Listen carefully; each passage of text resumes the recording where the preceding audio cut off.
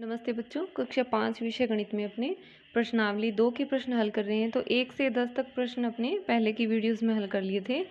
11वां प्रश्न देखिए इसका।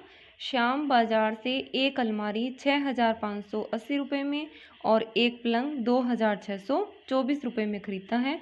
तो बताओ उसने कुल कितने रुपये खर्च किए। तो इसमें क्या करना है अपने को, देखिए एक अलमारी खरीदी है और एक पलंग खरीदा है, तो टोटल कितने रुपए का सामान खरीदा या कितने रुपए खर्च किए। तो क्या करेंगे, दोनों का जोड़ कर देंगे। तो लिखेंगे कि श्याम अलमारी खरीदता है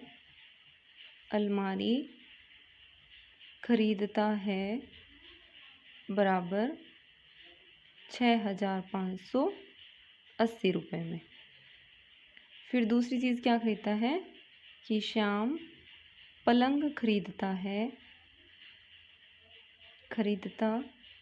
है बराबर, उसका रुपये कितने हैं, 2,624 रुपये।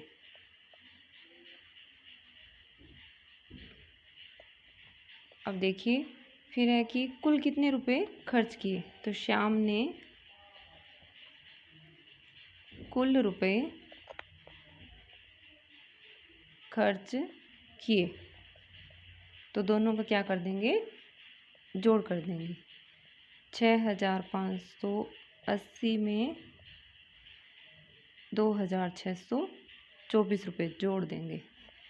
तो देखिए 4 में 0 जोड़ेंगे तो 4, 8 और 2 10 का 0 हासिल 1। फिर देखिए 5 और 6 11, 11 में 1 हासिल जोड़ेंगे तो 12, 12 का 2 फिर हासिल 1। फिर देखिए 6 और 2 8 और 1 हासिल 9। तो 9,204 रुपये उसने खर्च किए हैं। 12वां प्रश्न देखिए इसका कि रमा ने एक मेज़ 3,450 रुपये में खरीदी तथा राधा ने एक मेज़ 2,960 रुपये में खरीदी। तो बताओ दोनों की मेज़ों के मूल्य में कितना अंतर है। देखिए बिल्कुल ऐसा ही प्रश्न अपने कौन सा था, प्रश्न 6 था, जिसमें अंशु और रुचि ने साइकिल के रुपये दे रखे थे कि किसने ज़्यादा खरीदी। तो बिल्कुल वैसा ही ये है। अब इसमें देखिए रमा ने मेज़ खरीदी है 3,450 रुपये में और राधा ने 2,960 रुपये में। तो किसकी मेज़ ज़्यादा रुपए की है, रमा की मेज़। अब कह रहा है कि दोनों की मेज़ों के मूल्य में कितना अंतर है, यानी किसकी ज़्यादा है, ज़्यादा ये है और कितनी ज़्यादा है ये हमें बताना है। तो ये रमा की जो मेज़ है इसमें से, इसकी राशि में से राधा की मेज़ के ये जो रुपए हैं ये घटा देंगे तो इसका उत्तर आ जाएगा। तो ये आप स्वयं हल करेंगे। आगे 13वां प्रश्न देखिए। 4 अंकों की सबसे बड़ी तथा सबसे छोटी संख्या का योगफल ज्ञात कीजिए।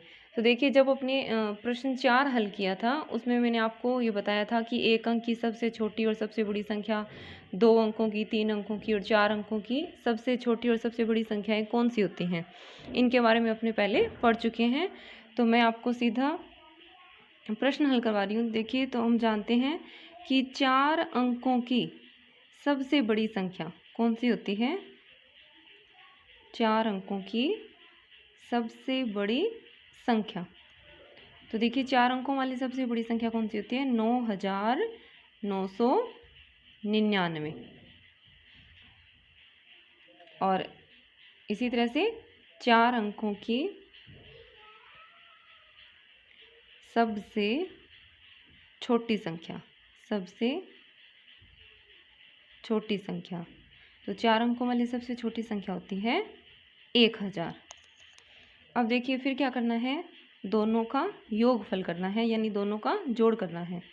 तो दोनों का योगफल बराबर, अब दोनों को जोड़ देंगे। देखिए 9,999 में 1,000 जोड़ देंगे तो 9 का 9, 9 में 0 जोड़ा तो 9, 9 में 0 जोड़ा 9, 9 में 1 जोड़ा तो 10, यानी 10,999 आ गया।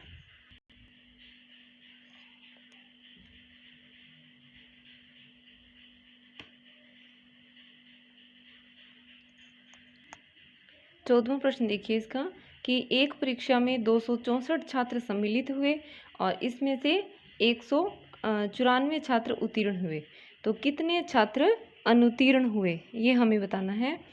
तो देखिए सबसे पहले लिखेंगे कि परीक्षा में सम्मिलित छात्र यानी इतने बच्चों ने परीक्षा दी थी। सम्मिलित छात्र है 264। फिर इसमें से उत्तीर्ण छात्रों की संख्या है, तो उत्तीर्ण छात्र बराबर हैं 194। तो अनुत्तीर्ण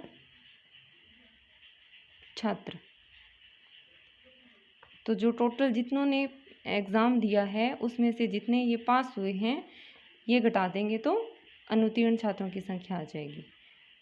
तो 264 में से 194 घटा देंगे। 4 में से 4 गया 0। देखिए 6 में से 9 नहीं जाता, तो इधर से हासिल लेंगे तो यहाँ कितना बन जाएगा 16। 16 में से 9 जाएंगे तो 7। यहाँ पर बचा 1 और 1 में से 1 जाएगा तो 0। तो कितने छात्र अनुत्तीर्ण हुए हैं? 70 छात्र अनुत्तीर्ण हुए हैं। आगे देखिए 15वां प्रश्न है कि दो संख्याओं का योगफल 9732 है, एक संख्या 3846 है, तो दूसरी संख्या ज्ञात कीजिए। तो बिल्कुल ऐसा ही अपना 7वां प्रश्न था, ये आप स्वयं हल करेंगे। दो संख्याओं का योगफल दे रखा हो और एक संख्या दे रखी हो, तो दूसरी संख्या कैसे निकलती है? इस